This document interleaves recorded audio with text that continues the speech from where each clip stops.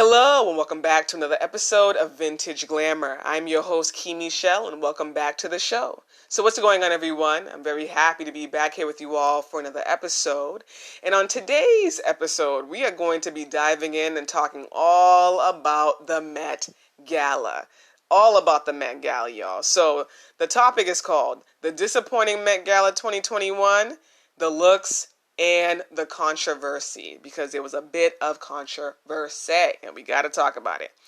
So I am not going to rip people to shreds here. You know what I mean? I'm not about to be a Joan Rivers and just rip people to shreds and say all the looks that I didn't like, because I didn't like a lot of the looks, and if I was going to, be here and talk about all the looks I didn't like, we will be here all day, and I also don't want to bring out that type of negative energy, and you also never know if you're going to see or meet any of these people one day, you know what I mean? So you never know how life works. And the next thing you know, they'd be like, Key, I heard you on that podcast ripping up my outfit and ripping me up to shreds, and then what am I going to say? Oh yeah, I was. So you know what? We ain't even going to do that. What I am going to do, though, is talk about the looks that I did like. And although there were a few, I definitely want to talk about them. So the theme was American independence. And, this was a pretty cool theme, but for some reason, it was really difficult for a lot of people to get really creative with this theme, which I found quite bewildering, to be honest. But hey, I guess that's how it can be sometimes, right? So the look that I loved the most, this woman understood all of the assignments, and that was Iman. Iman did not come to play, she came to slay. And what I love about Iman is the fact that she is the true example of age is nothing but a number. When it comes to age, especially in the American society to be specific here, there's a big ageism thing going on. It's always about, oh my gosh, you're this age, you're that age, you look good to be this age. And it's like, Iman let all of us know, listen, it's all about getting better with time. Iman stepped on everybody's necks at 66 years old. She slayed that Met Gala. She looked stunning. Stunning. Best look of the night, by far my favorite look of the night. Absolutely loved Iman's look. So that's number one. Number two is Hallie Bailey. So Hallie Bailey, she's also in the group Chloe and Hallie. I believe that they are doing their separate things right now, and they are going to come back together. And I really loved Hallie's look. I thought it was really, really cute. It was really flattering on her. And although, I wouldn't necessarily say it fit the theme, I think she was going for a Tina Turner look. And I guess it can kind of fit the theme if you say it's like black culture, a part of the American independence. I can get it. But I just thought she looked great. You know what I mean? I just thought she looked great. I love the look. And I thought she has been really slaying the looks this past week. She was slaying during Fashion Week. She slayed during the Met Gala, and I can really see Hallie becoming this, having her own fashion style and sense, and being really well known for her fashion sense. So I can see that happening for her along her career path and along her journey. So that is number two. Number three is Karlie Kloss. So I don't really know Karlie Kloss too well. I actually found out about her from the Met Gala because I saw her dress and I was like, oh, she looks really nice. I really like this outfit. So she had this like really nice red gown on. It was a old Hollywood inspired sort of look, but I thought she looked stunning. And although a lot of people were doing the old Hollywood inspired look, I know Billie Eilish was also doing it as well. I just thought she looked really stunning. So, I thought she looked really, really nice. So that is number three. And number four, I really didn't like the way the dress looked on her per se, but I really liked her vintage hairstyle and the makeup, and that is Emma Chamberlain. Emma Chamberlain is a really well-known YouTuber, really well-known YouTuber, and I just love the hairstyle, the vintage hairstyle that they did on her, and the makeup. It was her first Met Gala, and I know she kept saying she was extremely nervous about it, extremely nervous. So I'm like, you know what? It's your first Met Gala. You will get better with time. You know what I mean? You will get better with time. But I really love the vintage inspired hairstyle that she had in the makeup. I thought that looked really, really, really nice on her. So that's it, y'all. That's really like that's it. I like I said, I am not about to go in and say the looks that I did not like, because to be honest with y'all, I really didn't like a lot of them. I really didn't. I just think it was a weird Met Gala. A lot of people that I thought were going to serve looks really didn't serve any looks at all. It had me looking like, really? Like, what's going on? I'm like, is it the energy in the air? Is it the pandemic? Like, what's going on? Like, so I really don't know. But that's about it, you all. That's it. That's about it. And like I said, I'm not about to be a Joan Rivers and start tearing people down, because you never know how life works. You never know if I'm going to see these people one day. And if they're like, okay, you was talking about me, what am I going to say? Yeah, I was shredding you up to pieces. So nope, I ain't going to say a thing. I ain't going to say a thing.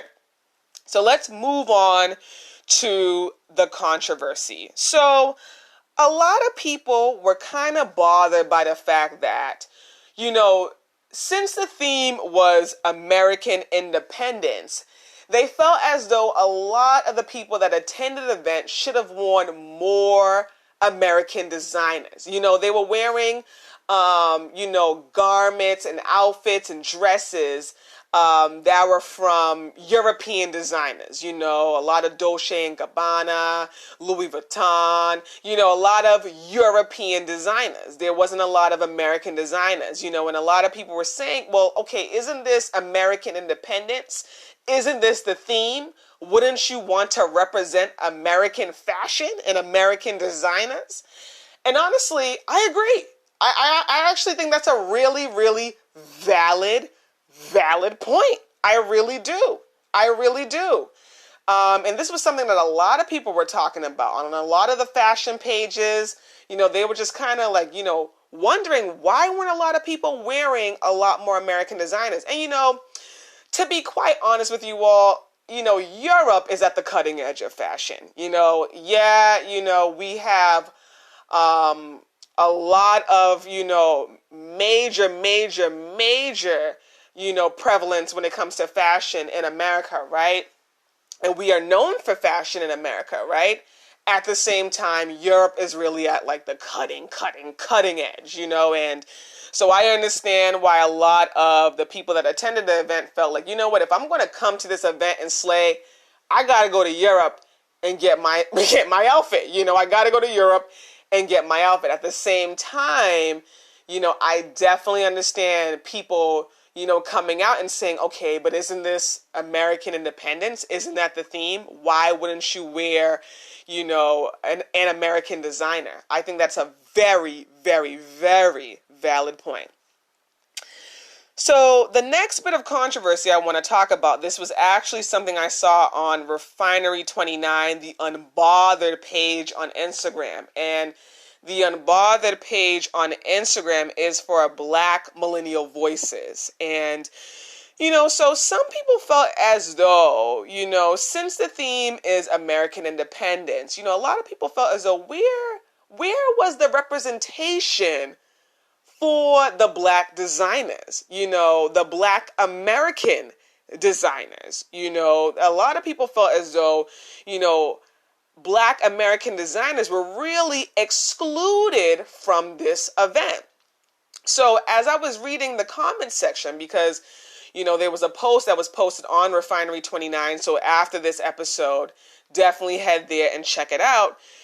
Some people were saying, well, perhaps some of the designers could not afford the ticket. The ticket, I believe, is $30,000. So they were saying perhaps some of the designers just could not afford the ticket.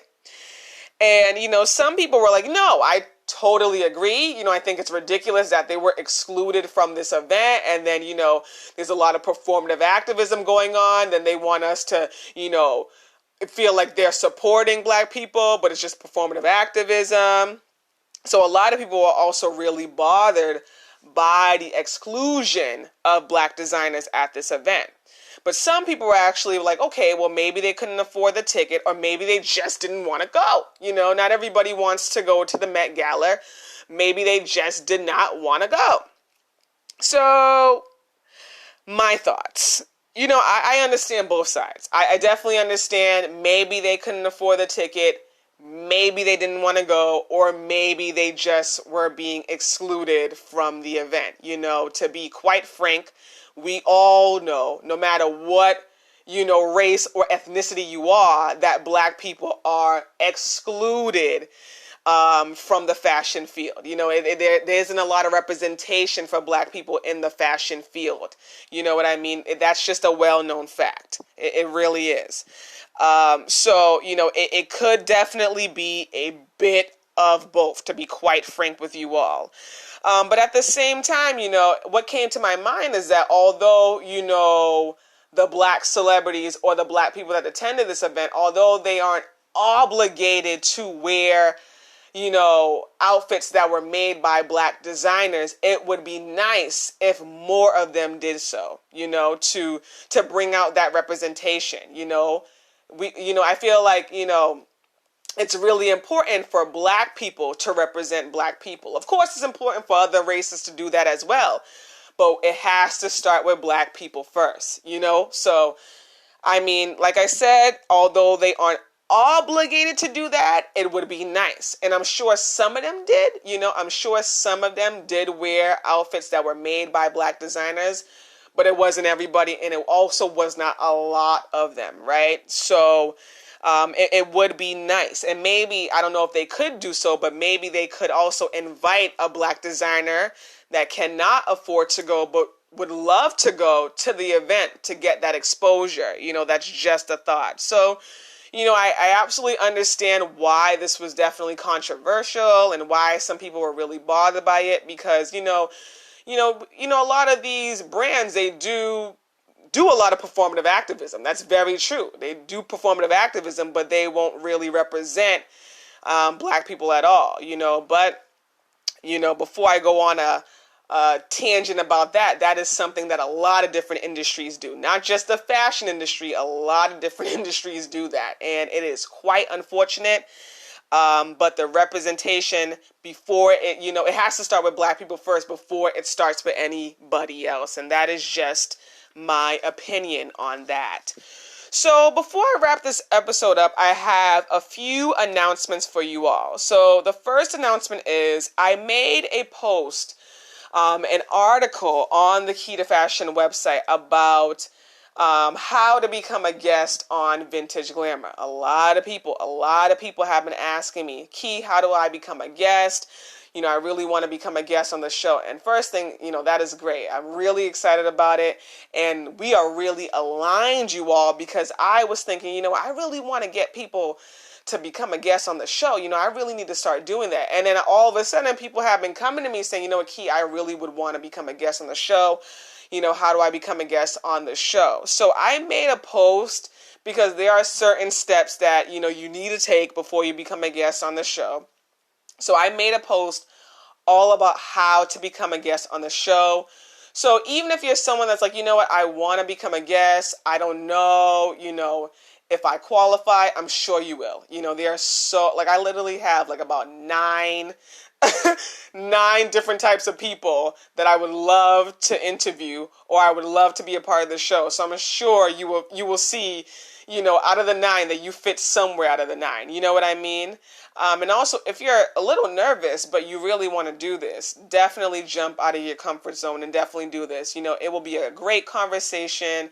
And, I'm sure I will make you feel very comfortable, So even if you're feeling nervous, even if you're like, this is completely new to me, I don't know, definitely jump out of your comfort zone. Contact me via email. I will contact you back, and I'm sure we'll make something happen, all right? So that is the first announcement. The second announcement is y'all already know what I'm about to say. Y'all already know what I'm about to say, and that is subscribe to the YouTube channel. Subscribe to the YouTube channel. Subscribe to the YouTube channel. And shout out to the people that have been subscribing thus far.